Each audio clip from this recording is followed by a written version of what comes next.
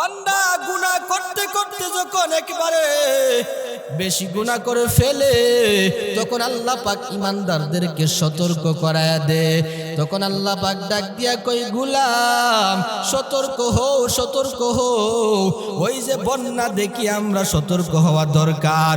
চট্টগ্রামের মধ্যে যে বন্যা, এত পানি আর পানি, যখন আপনি আর আমি কত সুন্দর আরামে আছি, দুপুরবেলা যখন মা তার সন্তানদেরকে খাবার দাবার খরাইয়া রাতের বেলা ঘুমাইছে, ওরাও জানতো না যে বন্যা হবে, ওরাও জানতো না যে হঠাৎ করে পানি চলে আসবে। এত বৃষ্টি, এত বৃষ্টি, আর ওই ভূমিধস আর পাহাড় চাপ, ওই পাহাড় থেকে পানি এবং ওই বৃষ্টির পানি একত্রিত হইয়া এত পরিমাণের বৃষ্টি, ওই বজ্রপাতের কারণে দক্ষিণ চট্টগ্রামের মধ্যে এত পানি আর পানি। হঠাৎ করে ঘর বাড়ি যখন ডুইবা গেল, মা কান্না করে সন্তানের জন্য, সন্তান কান্না করে মায়ের জন্য, স্ত্রী কান্না করে স্বামীর জন্য, স্বামী কান্না করে স্ত্রীর জন্য। দুপুরবেলা খাবার দাবার খইরা রাত্রে খাবার দাবার খাওয়া দাওয়া করার পর স্বামী স্ত্রী মিলা ঘুমাইছে। হঠাৎ করে রাত্রে থেকে ঘরের ভিতরে পানি। স্ত্রী ডাক দিয়া কই, স্বামী গো একটু ঘুম থেকে উঠা দেখো, ঘরের ভিতরে পানি।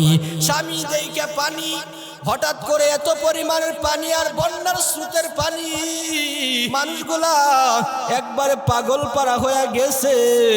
হঠাৎ করে পানি দেখে মানুষের ভিতরে ভয় ঢুইকা গেছে।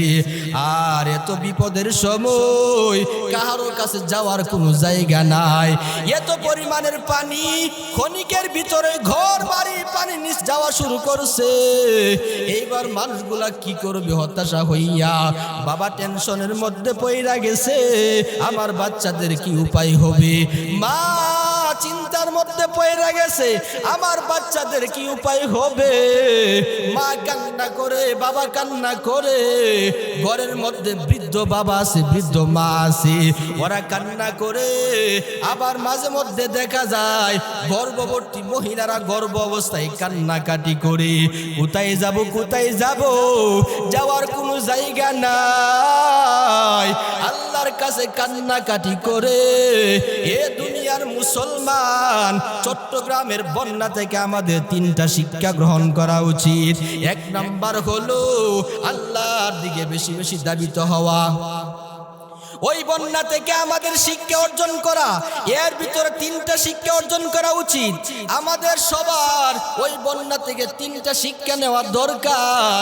এক নাম্বার হলো পিছে যা করছি, যত গুনাহ করছি সব গুনাহ ছাড়িয়া আল্লাহর দিকে ধাবিত হও, আল্লাহর দিকে আসতে হবে, তাওবা করতে হবে, ইস্তেগফার করতে হবে, তেলাওয়াতে কোরআন করতে হবে, নামাজের দিকে মনোযোগী হইতে হবে।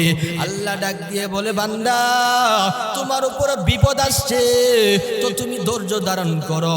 কিভাবে ধৈর্য ধরবা?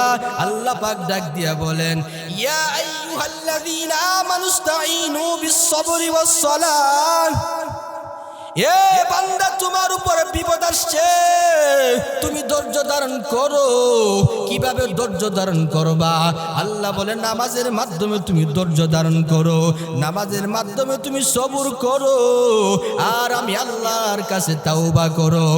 ইয়া আইয়ুহাল্লাযীনা আমানুত্তাকুল্লাহ। হে ঈমানদারেরা, আমি আল্লাহকে ভয় করো।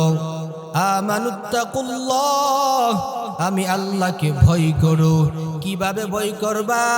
হাক্কা তুকাতিহি, ভয় করার মতো করো। এ আমার ইমানদার বান্দারা, তুমি যখন যেখানেই থাকো না কেন, যেই পথেই চলো না কেন, পৃথিবীর যে কোনো প্রান্তেই তুমি থাকো না কেন, এক নাম্বার কারণ তোমাদের ভিতর আমি আল্লাহর ভয় ঢুকাইবা। এরে বান্দা, তোমার ভিতরে যদি আমি আল্লাহর ভয় থাকে, আল্লাহর ভয় নিয়ে যদি তুমি সামনের দিকে অগ্রসর হও, তুমি গুনাহের কাজের দিকে তুমি যখন যাইবা আর মনে মনে ভাববা দুনিয়ার কেউ দেখে না, একমাত্র আমার আল্লাহ আমারে দেখতে আছে। কথা বলেন ঠিক কিনা? আল্লাহ বলেন বান্দারে আমি আল্লাহকে ভয় করো, হাক্কা তুকাতিহি, ভয় করার মতো করো, ওয়ালা তামুতুন্না ইল্লা ওয়া আনতুম মুসলিমুন, আর মুসলমান না হয়ে মৃত্যুবরণ করিও না। নবী হাদিসের মধ্যে জানায় দে উম্মত, দুনিয়াটা হইল ঈমানদারের জন্য জেলখানা, আর কাফের বেঈমান মুশরিকদের জন্য হলো ভালাখানা। এর ঈমানদার ও মুসলমান নবীর উম্মত, দুনিয়া তোমার আমার জন্য যদি একটু কষ্ট করতে হয় এইটা কিছু না, কষ্টর পরে তোমার আমার জন্য রয়েছে মহান আল্লাহর পুরস্কার জান্নাত।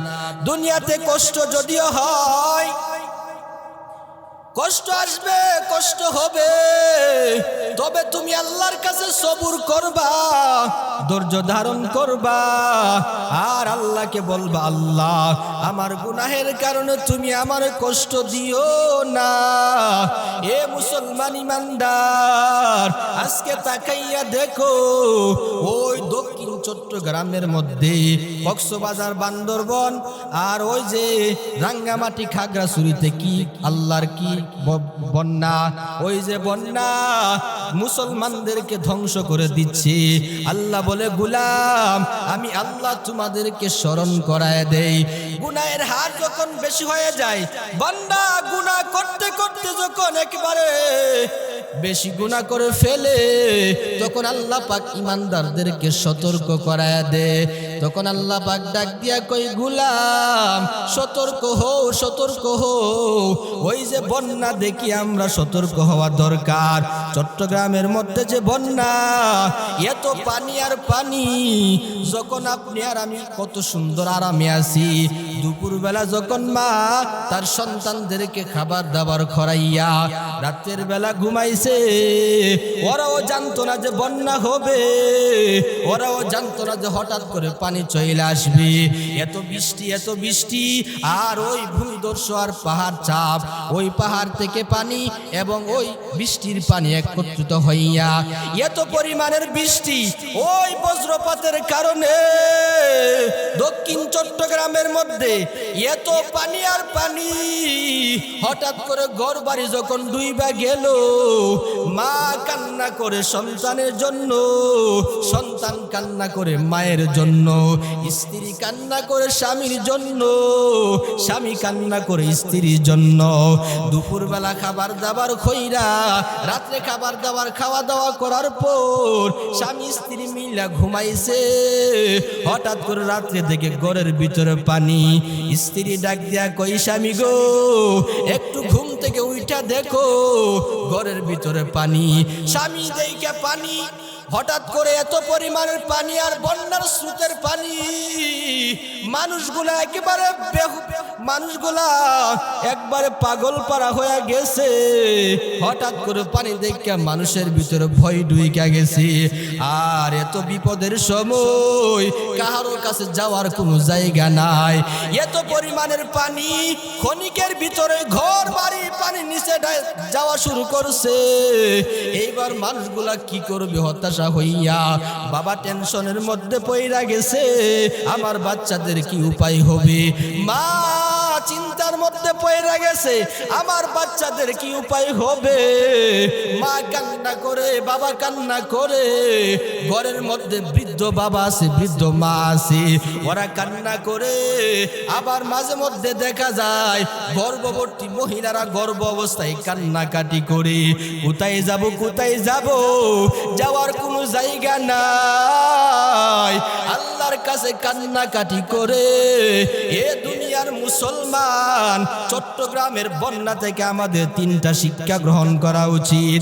এক নাম্বার হলো আল্লাহর দিকে বেশি বেশি দাবিত হওয়া। ওই বন্যা থেকে আমাদের শিক্ষা অর্জন করা, এর ভিতরে তিনটা শিক্ষা অর্জন করা উচিত আমাদের সবার। ওই বন্যা থেকে তিনটা শিক্ষা নেওয়া দরকার। এক নাম্বার হলো পিছে যা করছি, যত গুনাহ করছি সব গুনাহ সারিয়া আল্লাহর দিকে দাবিত হও, আল্লাহর দিকে আসতে হবে, তাওবা করতে হবে, ইস্তেগফার করতে হবে, তেলাওয়াতে কোরআন করতে হবে, নামাজের দিকে মনোযোগী হইতে হবে। আল্লাহ ডাক দিয়ে বলে, বান্দা তোমার উপরে বিপদ আসছে তো তুমি ধৈর্য ধারণ করো। কিভাবে ধৈর্য ধরবা? আল্লাহ পাক ডাক দিয়ে বলেন, ইয়া আইয়ুহাল্লাযীনা আমানুস্তাঈনু বিস-সাবরি ওয়াস-সালাহ। এ বান্দা তোমার উপরে বিপদ আসছে, তুমি ধৈর্য ধারণ করো। কিভাবে ধৈর্য ধারণ করবা? আল্লাহ বলে, নামাজের মাধ্যমে তুমি ধৈর্য ধারণ করো, নামাজের মাধ্যমে তুমি সবুর করো, আর আমি আল্লাহর কাছে তাওবা করো। আল্লাহ জানায় দে গোলাম, এই যে মহাপ্লাবন বন্যা, চট্টগ্রাম মানুষের ভিতরে কান্না কান্না, শুধু কান্নার আওয়াজ, এত পরিমাণের কান্না। মা কান্দে, মেয়ে কান্দে, বাবা কান্দে, বৃদ্ধ মা কান্নাকাটি করে, আর সন্তানরা বাবারে কান্নাকাটি করে। সন্তানরা ডাক দিয়া কই, বাবা ও বাবা আমাদের বাঁচাও, বাবা আমাদের বাঁচাও। স্ত্রী ডাক দিয়া কই, স্বামী বাঁচাও। বৃদ্ধ বাবা ডাক দিয়া কই, সন্তান রে আমারে বাঁচাও। এই পানির মধ্যে কোথায় যাবে, টেনশন, কোনো দিশা পাই না। এইবার ওই পানির মধ্যে অনেক ঘর পানি নিচে চলে গেছে, অনেক ঘর বাড়ি ডুবে গেছে। এত পরিমাণের ভয়াবহ অবস্থা। ছোট ছোট সন্তানদেরকে একবারে কোনো জায়গায় রাখার জায়গা নাই। ছোট বাচ্চারে বাবা কোথায় রাখবে? মা তার বাচ্চারে কোথায় রাখবে? একটা বড় ডেগের ভিতরে দুইটা বাচ্চারে ঢুকাইয়া মা দুকি ডেকটার সামনে রাখছে, বাসায়া দিছে। ওই মা খেয়াল রাখে আমার সন্তান কি হবে। ওই মা মেয়ে সবাই টিনের চালের ঘরে উঠে গেছে। হঠাৎ করে দেখে এত পানির স্রোত, টিনের ঘর বাড়ি সব উড়াইয়া দিচ্ছে। একটা মানুষ এত কষ্ট করে টাকা উপার্জন করে, মানুষ স্বপ্ন করে একটা বাড়ি করার জন্য, এত কষ্টের খামায় টাকা দিয়ে বাড়ি করছে, আর বন্যার স্রোতে বাড়ি ভাঙ্গা নিয়ে গেছে। এত সুন্দর প্রাসাদ, এত সুন্দর সুন্দর বিল্ডিং, এত সুন্দর সুন্দর ঘর বাড়িগুলা মিনিটের ভিতরে শেষ হয়ে গেছে। বিল্ডিং ভাঙ্গা দইসা পইরা গেছে, টিনের ঘরে সব একবারে চালমুল সব উইরা চইলা গেছে। কারো কোনো কিছু নাই, কি করবে? উপায় নাই, উপায় নাই। কান্নাকাটি শুরু, কান্নার কান্না। আল্লাহর কাছে বলে, আল্লাহ আমারে বাঁচাও, ও মালিক তুমি আমাদের বাঁচাও। আল্লাহ ডাক দিয়ে কই, বান্দারে তোদেরকে সতর্ক করার জন্য মাঝে মধ্যে আমি আল্লাহ তোদেরকে সতর্ক করাই। মাঝে মধ্যে বন্যা দিয়া তোমাদেরকে পরীক্ষা করি, সতর্ক বাণী কইরা দিই, বান্দা সতর্ক হও, গুনাহের দিকে থেকে তওবা করিয়া আমি আল্লাহর দিকে দৌড়াও। দুই নাম্বার হলো ওদের পাশে গিয়া দাঁড়ানো। মুসলমান মুসলমানের ভাইয়ের বিপদ দেখা, মুসলমান তার বিপদ ভাইয়ের বিপদের পাশে গিয়া দাঁড়াইবে সহযোগিতা করার জন্য। আল্লাহর নবী বলেন, আল মুসলিম আখুল মুসলিম, মুসলমান মুসলমানের ভাই। এক মুসলমানের বিপদ হইছে, আরেক মুসলমান গিয়া দৌড়াইয়া বিপদ থেকে উদ্ধার করার চেষ্টা করো। ওরে মুসলমান ইমানদার, আজকে চট্টগ্রামের দিকে তাকাইয়া দেখো, মানুষের খাবার দাবার কিছুই নাই, পানি নাই, কোনো খাবারের ব্যবস্থা নাই। তোমার আমার যাদের সামর্থ্য আছে চট্টগ্রামে গিয়া ওদেরকে কিছু খাবার দাবারের ব্যবস্থা আমাদের করার দরকার। অনেক বাইরে গেছে, অনেক বাইরে তান নিয়ে শুকনো খাবার নিয়া ওই বাংলাদেশের বিভিন্ন অঞ্চল থেকে, জেলা থানা থেকে অনেক ভাইরা তান নিয়ে চলে যাচ্ছে। যারা যাইতেছে আল্লাহ যেন ওদেরকে কবুল করে, সুস্থতার সাথে যেন ওরা ওদের কাজ আঞ্জাম দিতে পারে। আল্লাহ পাক যেন ওদেরকে সহায় হয়। আমরা যারা যেতে পারি নাই, আমাদের কাজ হলো আল্লাহর কাছে দোয়া করা, আল্লাহর কাছে বলা, আল্লাহ চট্টগ্রাম মানুষদেরকে তুমি বাঁচাও। তুমি আল্লাহ বন্যা দিছো, তুমি তুমি আল্লাহ পানি দিয়া বাসাইয়া দিছো, দুনিয়ার কারো কোনো ক্ষমতা নাই। তুমি আল্লাহ যদি ওদেরকে না বাঁচাও, কারো কোনো ক্ষমতা নেই বাঁচানো। ও দয়ার মালিক, আপনি চট্টগ্রামবাসী মানুষদেরকে বাঁচান।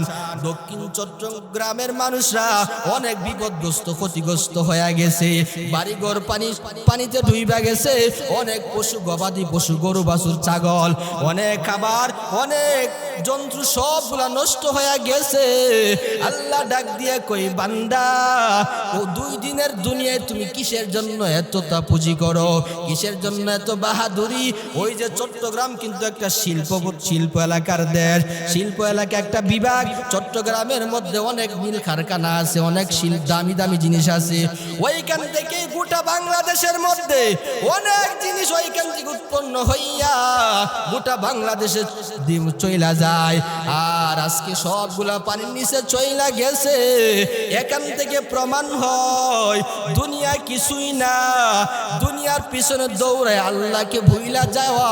যারা আল্লাহকে ভুইলা যায়, আল্লাহ মাঝে মধ্যে দেখায় দে, এ টাকাওয়ালা দেখো তোমার টাকা কোথায় গেল, তোমার টাকা কোথায় গেল, বাড়ি কোথায় গেল, তোমার ওই মিল কারখানা।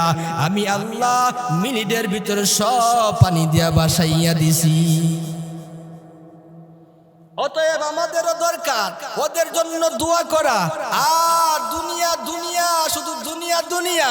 এজন্যই তো নবী বলেন, আর দুনিয়া মাজরাতুল আখিরাহ, দুনিয়া হলো আখিরাতের বাজার। ওইখান থেকে তুমি যা ক্রয় করবা, ওইখানে গিয়া তুমি তাই পাইবা। দুনিয়াতে বেশি বেশি আমল করবা, কবরে গিয়া তুমি শান্তিতে থাকবা।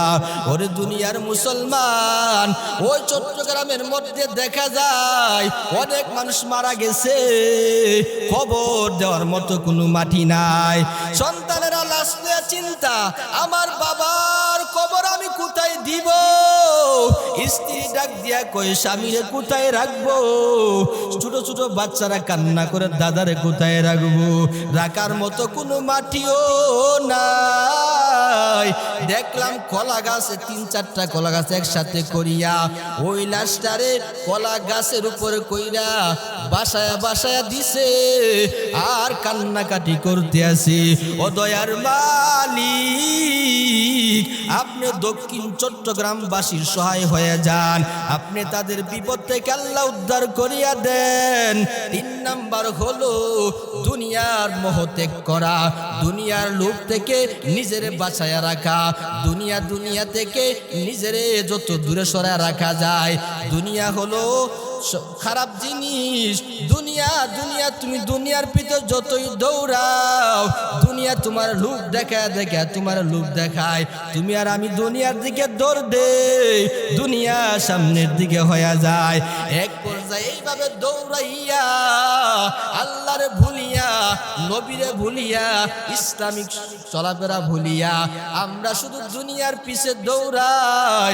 এই জন্য আল্লাহ পাক দেখায় দে, মাঝে মধ্যে বন্যা দিয়া দুনিয়ার সব ধ্বংস করিয়া দে। তাইলে আমাদের জন্য করণীয় হলো, আমাদের যাদের সামর্থ্য আছে ওই চট্টগ্রামের মানুষের জন্য যত যে যেভাবে পারে সহযোগিতা নিয়া তাদের পাশে যাইয়া তাদের সহযোগিতা করা আমাদের দরকার। মদিনাওয়ালা নবী জানায় দে, এক মুসলমান যদি বিপদে পড়ে আরেক মুসলমান বিপদ থেকে উদ্ধার করে, যদিও উদ্ধার না করতে পারে চেষ্টাও যদি করে। আল্লাহর নবী বলেন, এক মুসলমান বিপদে পড়লে অন্য মুসলমান যদি যায় গিয়া বিপদ থেকে উদ্ধার করিয়া দেয়। আর নবী বলেন, বান্দা তুমি একটা বিপদ থেকে উদ্ধার কইরা দিছ, আমার আল্লাহ তোমারও বিপদ থেকে উদ্ধার করে দিবে। এক ভাইকে তুমি বিপদ থেকে বাঁচাইছো, আল্লাহ পাক তোমারও বিপদ থেকে বাঁচায়া দিবে। আজকে চট্টগ্রামে বন্যায় আসছে, কালকে আমাদের ওখানেও হইতে পারে। আজকে যদি ওদের পাশে আমরা দাঁড়াই, এর কারণে আল্লাহ পাক আমাদেরকে মাফ কইরা দিবে, বিপদ আপদ থেকে আমাদেরকে বাঁচায়া দিবে। এর দুনিয়ার মুসলমান, আল্লাহর ভয় অন্তরে ঢুকাও। ইত্তাকুল্লাহ, আল্লাহ বলেন বান্দা আমি আল্লাহর ভয় অন্তরে সামনে চলো, দুনিয়াতেও তুমি শান্তি পাইবা, আখিরাতেও তুমি শান্তি পাইবা। আল্লাহর ভয় যদি অন্তরে থাকে তুমি গুনাহ করতে চাইবা না। গুনাহ যখন হতে যাইব সাথে সাথে তোমার ভিতরে আল্লাহর ভয় ঢুইকা যাবে, কখনো গুনাহ আসবে না, কখনো গুনাহর ভাবটাও হবে না। যখন ওই গুনাহের কাছে গিয়ে আমরা লিপ্ত হতে চাই, ওই সময় যদি তুমি চিন্তা করো দুনিয়ার কেউ আমারে দেখে না, একমাত্র আমার আল্লাহ দেখতে আছে, ওই বইটা যদি অন্তরে থাকে, তোমার আমার ভিতরে যদি তাকওয়া থাকে, আল্লাহ পাকে তোমারে আমারে তাকওয়া নিয়ে কবরে যেতে পারি, আল্লাহ পাক তোমারে আমারে মাফ কইরা দিবে। আল্লাহ বলে গোলাম তাকওয়া নিয়ে তুমি সামনে চলো, ইত্তাকুল্লাহ, আল্লাহর ভয় নিয়ে তুমি সামনে চলো।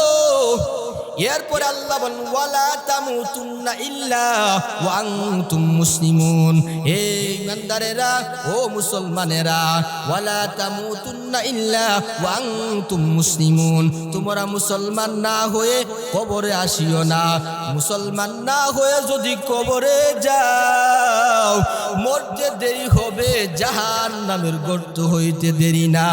আল্লাহর নবী জানায় দিছে আল কবরু রাউযাতুম মির রিয়াজিল জান্নাহ আও হুফরাতুম মিন হুফারিন নার, কারো জন্য কবর হবে জান্নাতের বাগান, আবার কারো জন্য কবর হবে জাহান্নামের আগুনের ঘর। ওরে দুনিয়ার মুসলমান, তোমার আমার কবর যেতে হবে, কবর যেহেতু যেতেই হবে, কবে জানি যাব জানা নাই, কখন জানি মরণ হবে আমরা কেউ জানি না। তবে হ্যাঁ, মরণের প্রস্তুতি সকলে সর্বদা থাকা দরকার। জানি না কখন মারা যায়, মরার পর কবরে যখন আমরা যাব ওইখানে তিনটা প্রশ্ন করা হবে। আজকে যদি আমিও মরি আমারও করবে, হুজুর মরলে হুজুরে প্রশ্ন করবে, এমপি মারা যাবে এমপিরও প্রশ্ন করবে, মন্ত্রী মারা গেলে মন্ত্রীরও প্রশ্ন করবে। আর বলবে দুনিয়ার মানুষ, আল্লাহ পাক যখন মানুষ মারা যায় সাথে সাথে কবরের মধ্যে দুইটা ফেরেশতা পাঠায়া দেয়। যখন আত্মীয় স্বজন সবাই মিলা তোমার কবর রাখিয়া দে, রাখিয়া যখন আত্মীয় স্বজন চলে যায়, এই সময় দুইজন ফেরেশতা গিয়া তোমারে প্রশ্ন করে, এ আল্লাহর বান্দা বলো মার রব্বুকা, তোমার রবকে, তোমার রবের পরিচয় দাও। ফেরেশতা এক নাম্বার প্রশ্ন করে, এ বান্দা বলো তোমার রবকে। যদি তুমি আর আমি দুনিয়াতে রবের গোলামি করি, রবের আদর্শ অনুযায়ী চলি, রবের কথা অনুযায়ী চলি, রবের কথা স্মরণ করি, রবের কাজ করি, ফেরেশতা প্রশ্ন করতে দেরি হবে, তোমার উত্তর দিতে দেরি হবে না। ফেরেশতা যখন বলবে মার রব্বুকা, তোমার রবের পরিচয় দাও, যদি তুমি আর আমি আল্লাহর হুকুম আহকামগুলা মাইনা ঈমান নিয়ে কবরে যেতে পারি, ফেরেশতা যখন বলবে তোমার রবের পরিচয় দাও, তোমার রবকে, সাথে সাথে জবান দ্বারা জারি হয়ে যাবে রব্বি আল্লাহ, আমার রব আল্লাহ।